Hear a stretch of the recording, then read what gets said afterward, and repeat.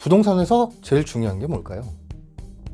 첫째도, 둘째도, 셋째도 아마 입지일 겁니다. 앞으로 내가 생활하면서 계속 생활하면서 살아가야 되거나 또는 입지를 보는 것만으로 내가 소유하고 있는 부동산이 상승을 할 수 있는 곳인지 아니면 그렇지 않고 유지만 되거나 소폭 하락으로 떨어지는 곳인지가 판가름이 납니다. 입지만 볼 줄 알아도 부동산 상승의 선택을 제대로 할 수 있겠죠. 입지를 보는 법은 물론 쉽지 않습니다. 그러나 몇 가지를 좀 활용하면은 그렇게 어렵지는 않습니다. 또 이미지를 통해서 한눈으로 확인이 가능합니다. 입지를 보기 위해서는 정치와 연관지어야 됩니다. 입지는 당연히 인구 유입에 따른 영향을 받죠. 인구 유입을 위해서 각 지역마다 교통, 산업, 관광을 중점으로 합니다. 물론 해당 지역의 공무원들이 어떤 공약을 가지고 지역을 위해 일해야 되는지도 물론 파악을 해야 됩니다. 그러기 위해서는 신문기사 등을 좀 검색하는 것이 첫 번째입니다. 내가 가고 싶거나 투자하고 싶은 해당 지역에서 진행해왔던 그 호재를 찾아봐야 된다는 겁니다. 그리고 나서 지역구 정치를 통해서 앞으로의 가치를 파악해야 호재를 예측할 수 있습니다. 물론 이 이야기는 간단하게 말할 수 있겠습니다. 하지만 실제로 적용하기에는 매우 난해하겠죠. 그러면은 좀 춘천을 토대로 좀 말씀을 드려보도록 하겠습니다. 춘천은 현재 레고랜드라는 타이틀을 중심으로 좀 봐야 될 것 같습니다. 세계 제1위의 놀이공원은 부정할 수 없는 디즈니랜드입니다. 그러나 레고랜드가 그 뒤를 잇고 있다는 사실은 솔직히 잘 모르거든요. 특히 한국 사람들한테는 더더욱이 그렇습니다. 2022년 5월 5일부터 오픈하는 레고랜드는 춘천 강변에 위치하고 있는데 그 중도에 위치하고 있습니다. 중도라는 섬에.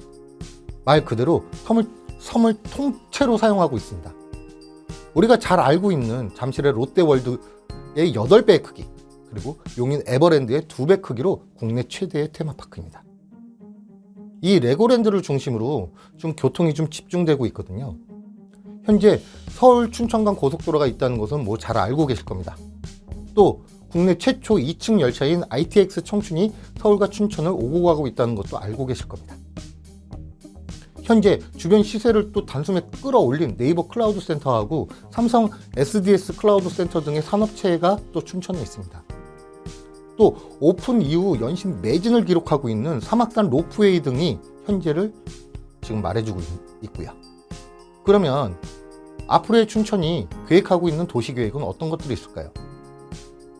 레고랜드의 위치는 아까도 말씀드렸지만 섬입니다. 섬에 있다는 것은 그 안으로 강을 건너서 관광객들을 오고 가게 해야 된다는 거거든요. 뭐 물론 유람선도 앞으로 다닐 예정입니다만 솔직히 제일 빠른 거는 일반 도로가 제일 빠르죠. 현재 춘천대구를 통해서 진행이 가능합니다. 현재 한 군데예요. 그 통로가 유일합니다.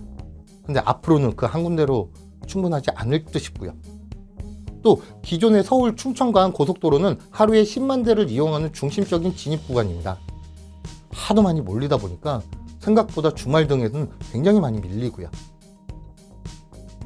하지만 앞으로 제2경춘국도의 진행으로 좀 더 빠르게 접근성이 다양하게 좀 증가될 것으로 좀 보고 있습니다.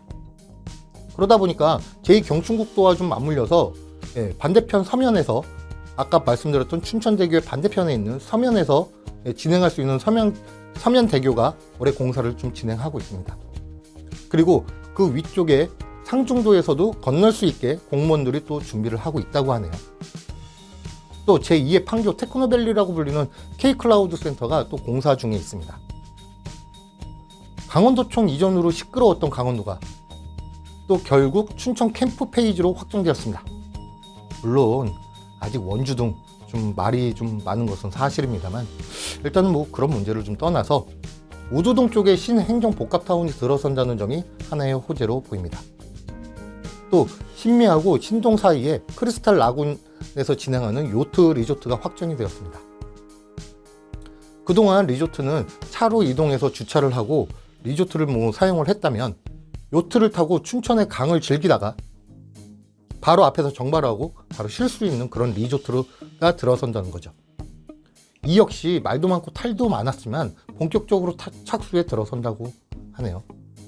또 그 이외에도 춘천은 뭐 바이오 클라우드 도시를 하기 위해서 강원도와 춘천시가 또 집중을 하고 있는 중입니다. 여기까지만 봐도 춘천은 집중 호재 지역이고 저평가 우령 지역이라는 사실을 딱 엿볼 수가 있고요. 호재의 다양성도 굉장히 중요합니다. 그렇지만 결국에 목표를 어디에 두고 있느냐에 따라서 결론적으로의 입지가 판가름 납니다. 입지에 대해서 또 춘천에 대해서 여러분의 생각은 어떠세요? 자세한 사항은 또 따로 연락 주시면 안내해 드리도록 하겠습니다. 감사합니다.